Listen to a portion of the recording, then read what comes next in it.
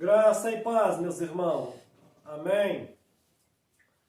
Irmão, quero agradecer já de antemão você que tem inscrito no nosso canal, tem visto as nossas mensagens, né? Tem dado um joinha aí. Passa para alguém, se você gostar dessa mensagem, para que os nossos irmãos possam ser libertos desse sistema que sempre quis aprisionar o povo de Deus. Eu escolhi um tema nessa noite que fala sobre o dízimo. Dízimo sempre foi um tabu durante todo o século, né? Até chegar nesses dias de hoje, nessa geração do século XXI. Mas hoje ele tem perdido a força, porque Deus levantou homens com coragem, guiado pelo Espírito Santo, para denunciar que dízimo não faz parte do Evangelho da Graça de Cristo. E nós vamos começar nessa noite. Eu coloquei um tema aqui: dízimo, o engano da religião.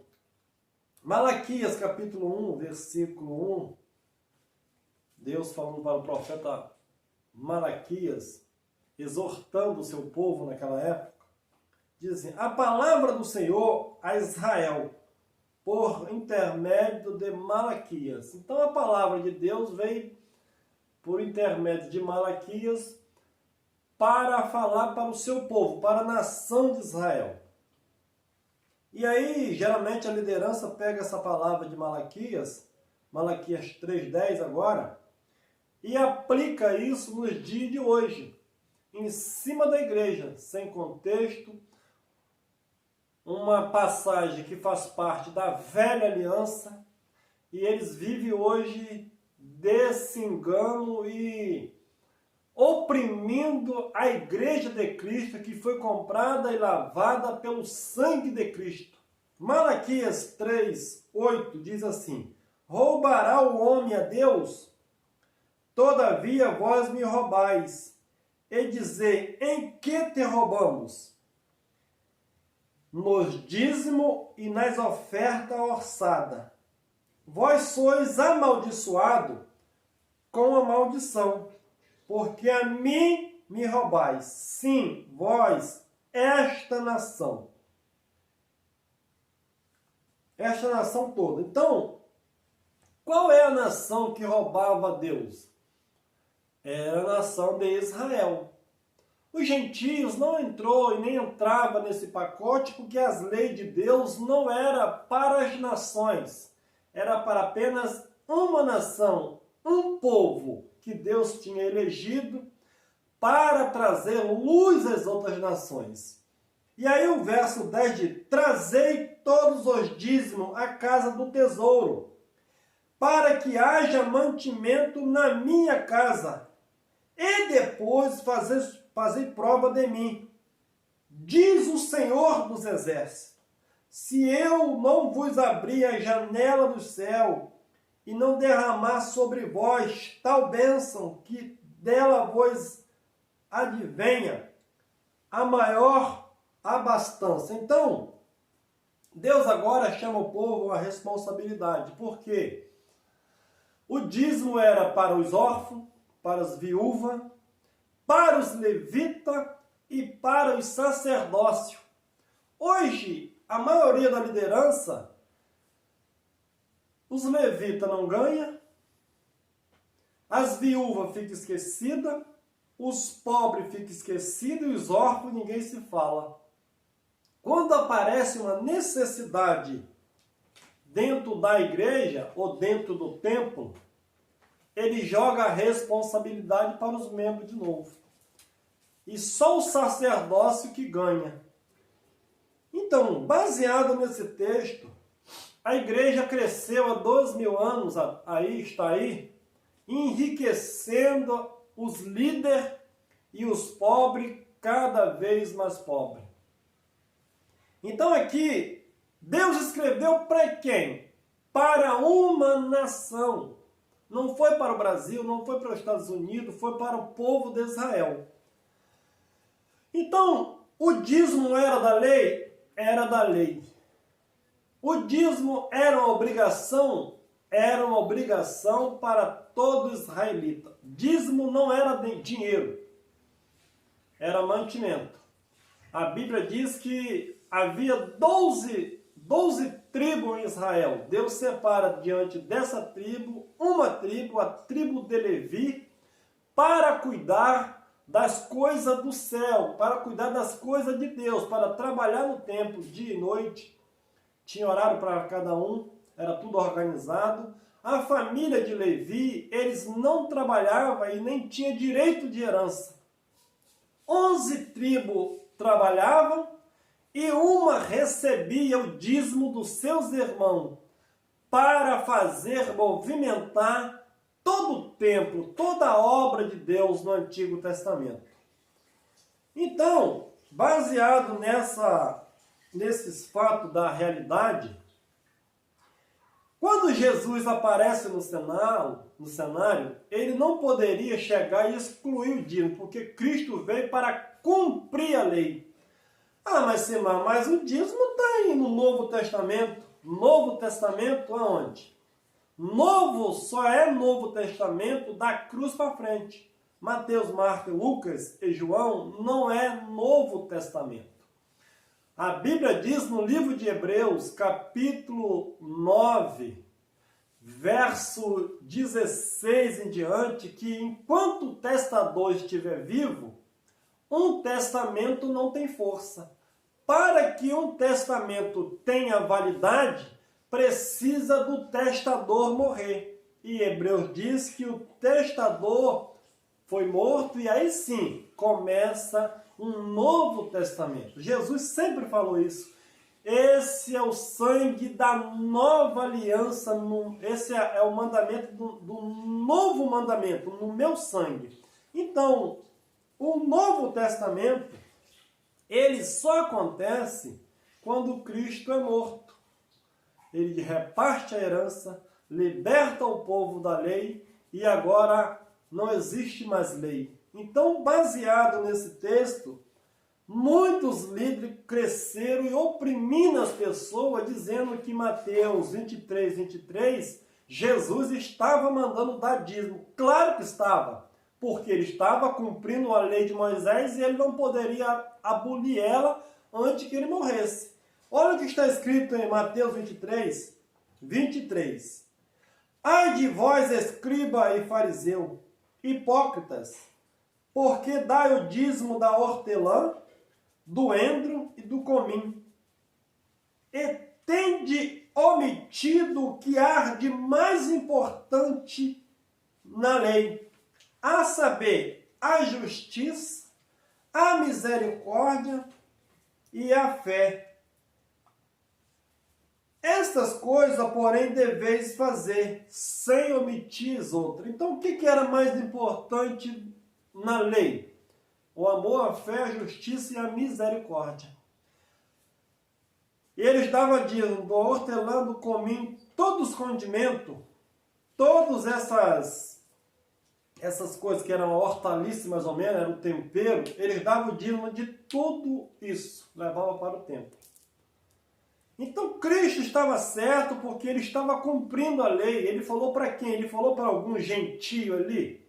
Ele falou para os fariseus que cumpriam a lei. Então ele diz, vocês devem fazer isso.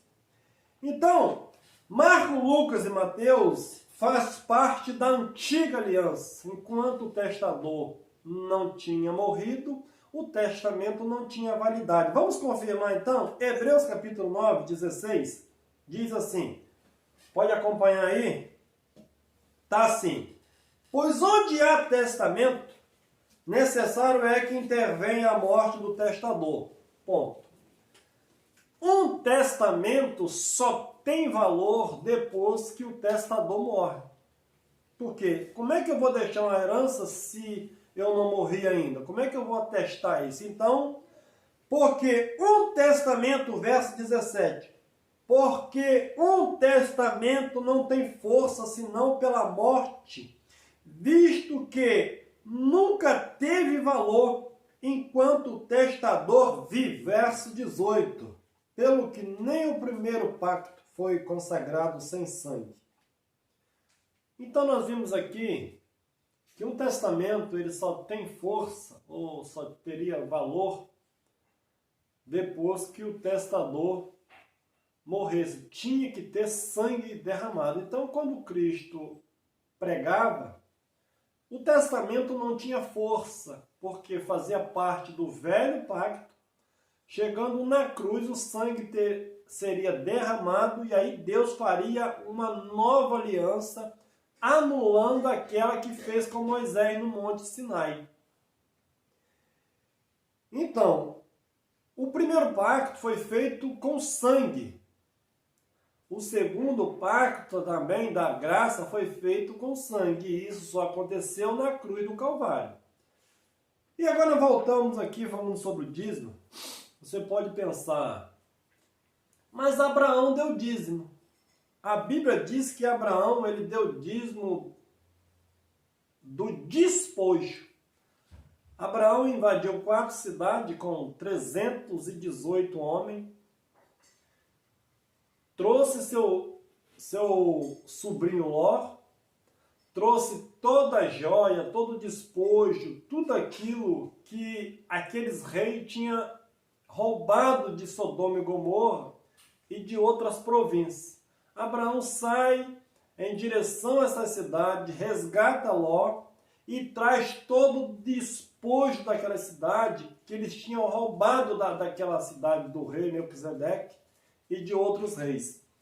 Então, quando Abraão vem dessa guerra que ele leva os seus homens e vence esses 4 reinos e volta para a sua pátria, para a sua cidade, ele vem trazendo consigo os despojos que ele tinha pegado dos seus inimigos. E segundo a lei, todos aqueles que fosse, e até hoje você pode observar, até no século hoje que nós vivemos, todos aqueles que invadem uma cidade, matam os exércitos, ele traz de lá tudo aquilo que eles encontraram lá. Então quando Abraão retornou, ele retornou muito rico. Chega lá em Sodoma, ele dá o dízimo Melquisedeque e também dá o outro rei, o rei de Sodoma também. Se você for observar, ele não deu da primícia, ele deu do despojo. Então, se a igreja hoje for viver do despojo, você só vai dar aquilo, dízimo daquilo que sobrar. Então, Abraão não é um princípio dizimista, igual muita igreja ensina.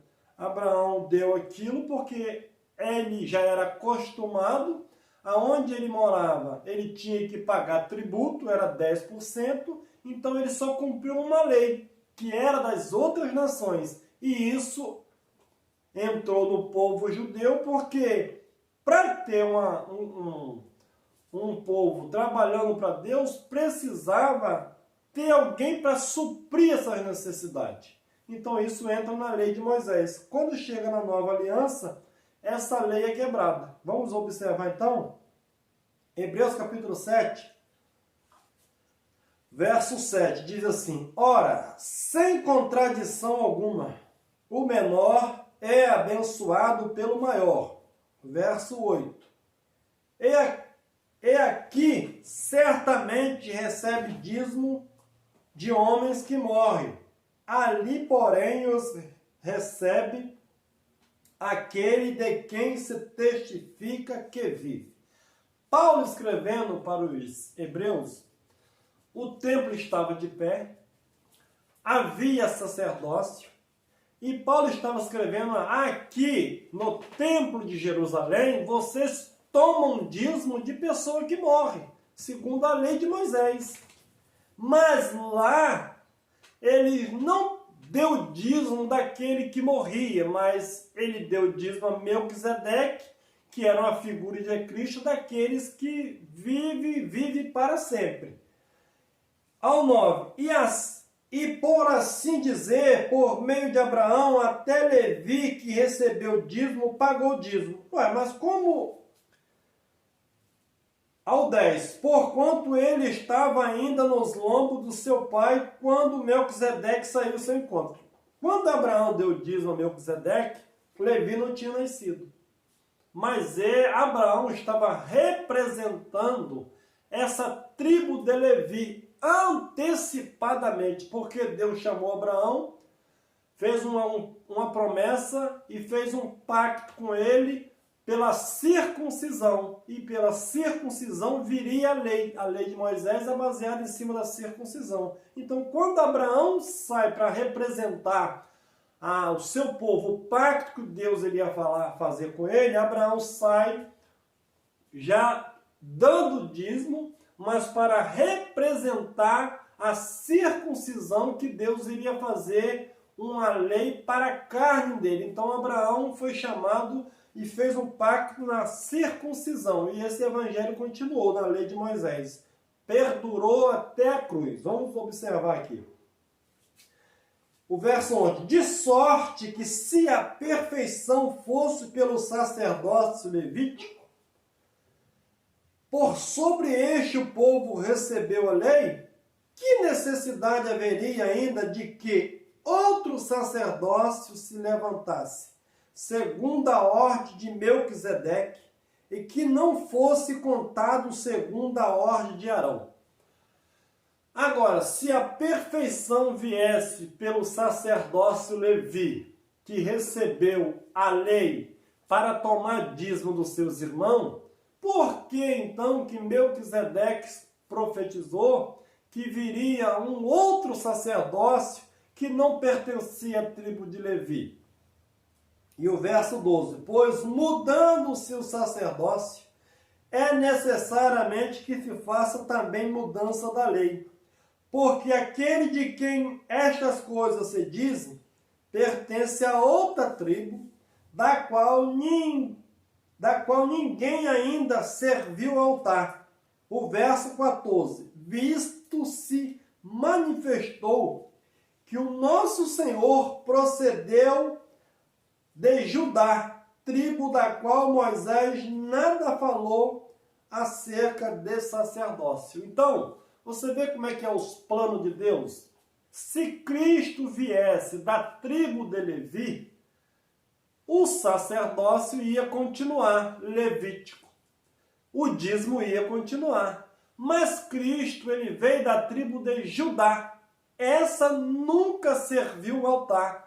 Porque quando trocavam o sacerdócio, era necessário fazer mudança da lei. Quando Cristo veio da tribo de Judá, a lei ela mudou. Trocou o sacerdócio, agora é necessário que faça mudança da lei. Então, quando Cristo é morto, o sacerdócio Caifás ele rasga suas vestes ali na frente de Cristo. Ali já era uma profecia que ele estava entregando o seu sacerdócio para Cristo. Então, trocou o sacerdote levítico e agora entra um sacerdote, o sumo sacerdote eterno, que veio da tribo de Judá. Essa nunca serviu ao altar. Cristo veio e libertou aquela geração do sacerdócio Levi e fez sacerdócio real, rasgando o véu do templo e levando o povo diretamente a Deus pela sua graça, pelo único sacrifício.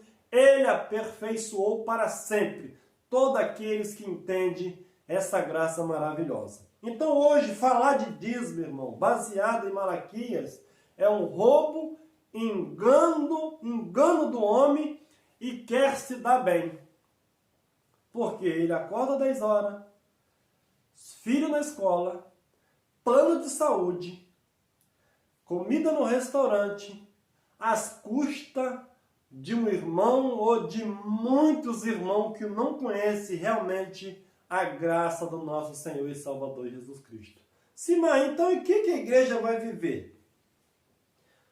Eu te pergunto, Paulo vivia como? Cristo vivia como? Os apóstolos viviam como? Paulo diz que ele trabalhou dia e noite para não ser pesado aos irmãos.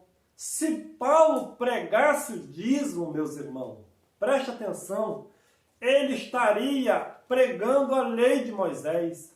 Mas ele diz em Romanos 10, 4, se não me falha a memória, O fim da lei é Cristo.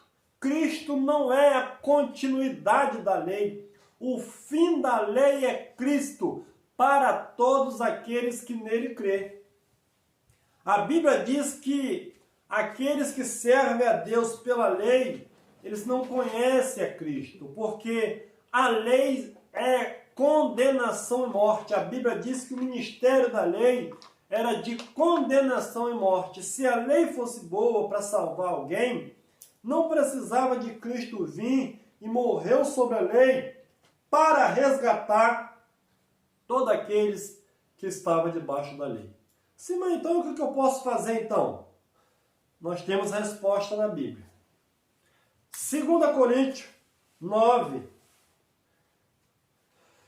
verso 6, diz assim: mas digo isto, aquele que semeie pouco, pouco também ceifará.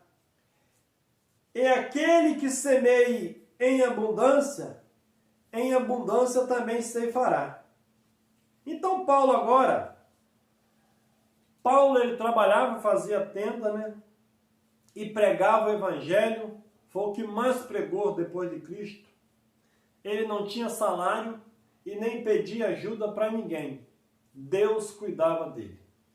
Agora Paulo ele tem em mente que o evangelho precisa ter bom coração, precisa de entender quem é o nosso próximo e como ele ajudaria um povo que estava do outro lado passando fome, que era o povo de Jerusalém, que passou uma fome por lá. Agora Paulo sai enviando os seus irmãos para ir naquelas igrejas que eles tinham aberto ali, naqueles pontos de encontro, que não era igreja conforme tem hoje.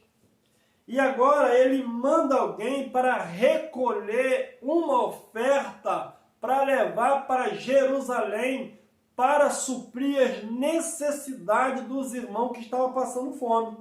Então ele diz assim: cada um contribui segundo o que propôs o seu coração, não com tristeza nem por constrangimento, porque Deus ama aquele que dá com alegria.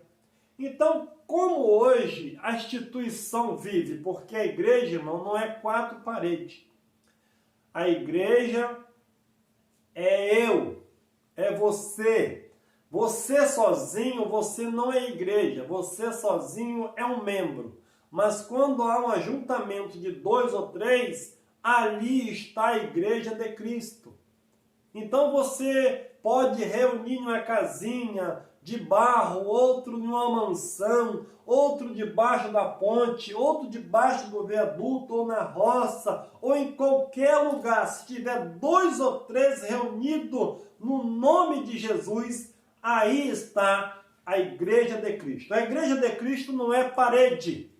Jesus disse para a mulher samaritana: porque dias virão, e já é, em que vocês não vão adorar nem no templo em Jerusalém, e nem no templo em Gerazim, porque vai vir tempo, e já é tempo, que os verdadeiros adoradores vão adorar o Pai em espírito e verdade. Então, se você faz parte de uma comunidade que tem um trabalho sério, que prega o evangelho genuíno, não lei de Moisés, não Malaquia, mas tem um compromisso com a sociedade, com os pobres, com os irmãos, e faz um trabalho transparente, você pode estar ajudando esse lugar com a sua oferta que propôs o seu coração, não com tristeza e nem com medo e nem com dor, porque você não é obrigado a dar.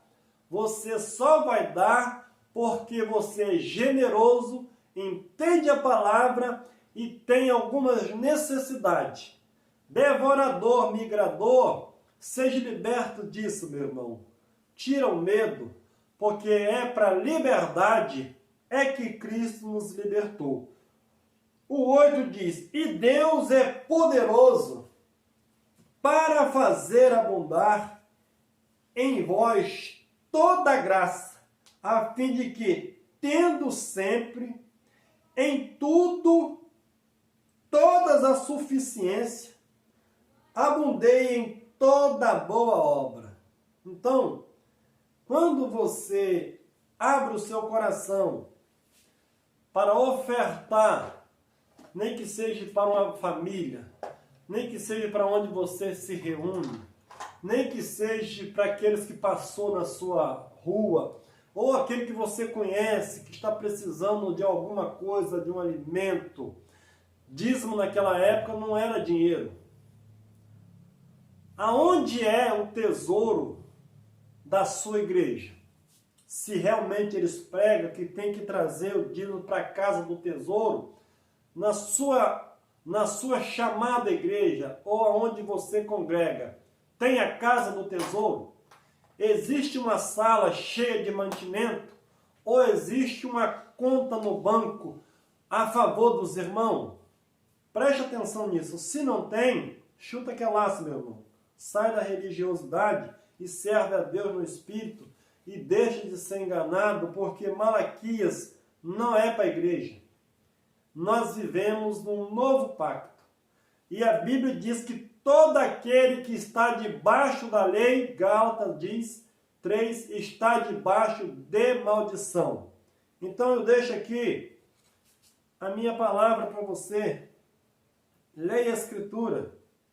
Procura alguém que conhece a graça de Deus e a sua misericórdia e serve a Ele de todo o coração, não com imposição de homem, mas o Evangelho que Cristo implantou em você, no seu coração, e fez de você um verdadeiro adorador. Amém. A graça de Deus, a boa noite, fique na paz.